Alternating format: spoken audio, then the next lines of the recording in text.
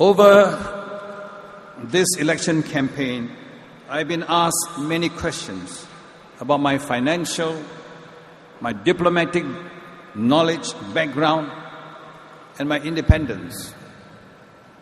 I would like to take this opportunity to reply to my opponents and to let you know that I'm the most balanced candidate, fulfilling all the necessary qualities.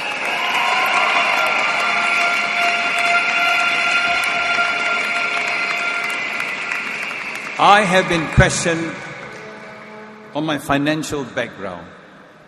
Many of them think that I'm only a country doctor. But I'd like to surprise you that for over 20 years, I was the chairman of a company called Chuanup Holdings. Chuanup Holdings started as a shipping company with logistics and slowly expanded to have manufacturing, to have construction, and even into the field of shipping, logistics shipping, and we became one of the biggest logistics shipping company in Southeast Asia.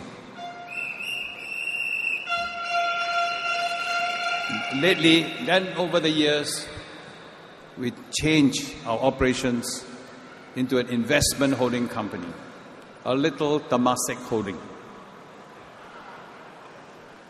I saw the group through two financial crises.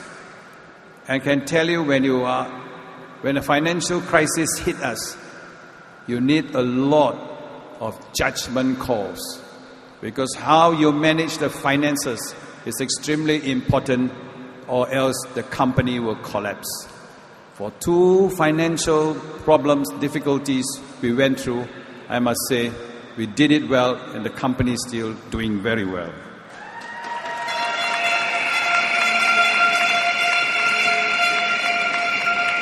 Many were surprised. They were surprised when they heard I served in a bank.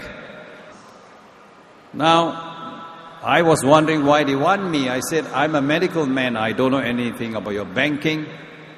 But the reason they wanted me was they were looking for somebody who can ask the right questions, who is honest and who's got integrity and also the guts to make difficult decisions.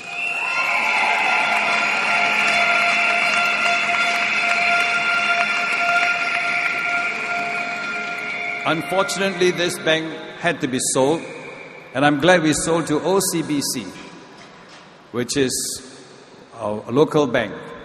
I'm glad we sold it to OCBC. We sold it not because the bank was not doing well. The bank was doing too well, and the parent company in Netherlands suffered a big loss, and they had to recoup some money, so they had to sell this bank. But after I sold the bank, this is what the Netherlands bank boss said about me. I want to quote what he said, to give you an idea that if I get into Istana, I can manage your reserves.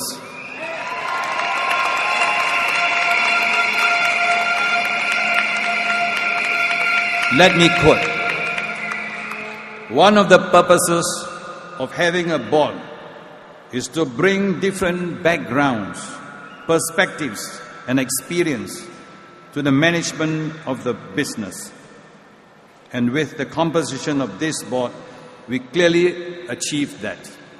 Your willingness to listen and think through the issues and to put your reputation, I put my reputation when I make that decision, behind your decisions has been very valuable. The best a chairman can wish for are colleagues who can think laterally.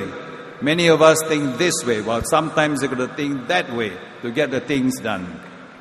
And cover more than just your own committee topics and responsibilities.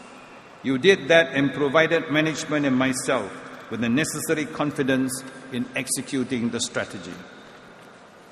And they were surprised because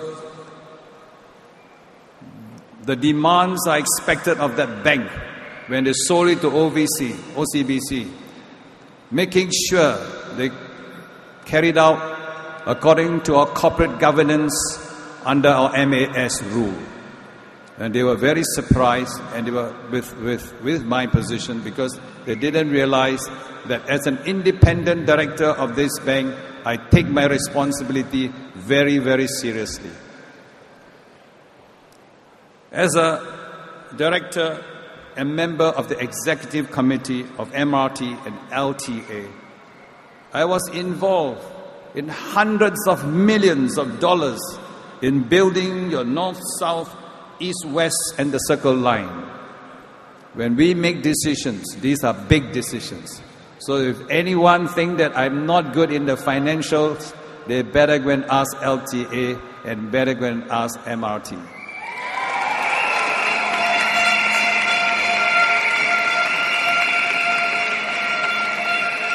I will look after your reserves.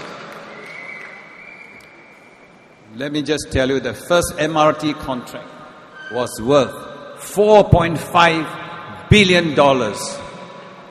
And you have to make decisions to make sure that this money is utilized properly to buy your trains, your signaling system, and also the whole rail system. I'm not sure whether the other candidates have this have to run a public listed company as long as I have, 20 years. You know, when you're in a listed company, every year there's an AGM, and at every AGM you're facing a firing squad, because your shareholders will ask you all the questions and you must know the answers. Now let me tell you on diplomacy. Many of them think that you must be a minister to be a great diplomat. I tell you, not necessary. For 15 years, I led the Singapore European Parliamentary Group. And my responsibility is to look after all the diplomats and all the parliamentarians from Europe when they come to this part of the world. And when Europe wanted to become a union, wanted to gang together, we had to make sure that the fortress Europe that they were trying to build will not affect ASEAN. That is, you need a lot of diplomacy to discuss all these issues with the parliamentarians of Europe. Then they posted me to the ASEAN region, because ASEAN at that time had a lot of hiccups among the countries. But we did well. You see, when you want to deal with countries, there's a lot of give and take. You don't have to go and posture yourself that you are such a great debater to win your case. And many a times, when I go to Malaysia, for example, to talk to the parliamentarians there on your rail issue, on your water issue, on the airspace, it was a very amicable and very pleasant exchange. That is diplomacy. We don't have to be bang tables and show how clever we are sometimes.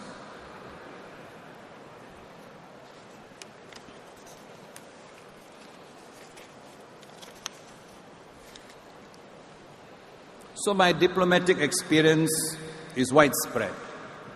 And I will use this knowledge that I've gained over the years in these two portfolios to help me to be a good diplomat for Singapore when I hold the office of the President, should I get elected.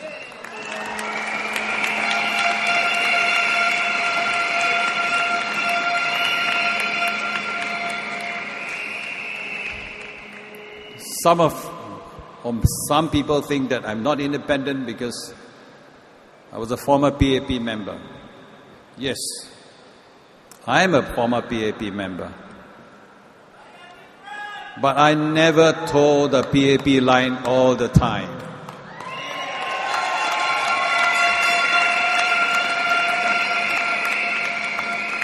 The PAP has done me well, has given me a lot, and I have to acknowledge that. They have helped me. But when there are issues, we have to choose within my party and the nation. I choose the nation first over my party.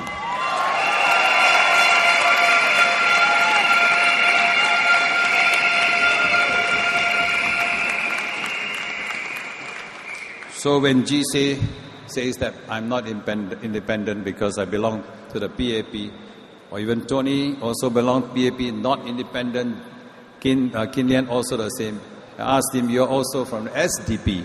So you cannot say your short stint in SDP disqualify you as not associated with the SDP. So he's also part of those arguments about independence.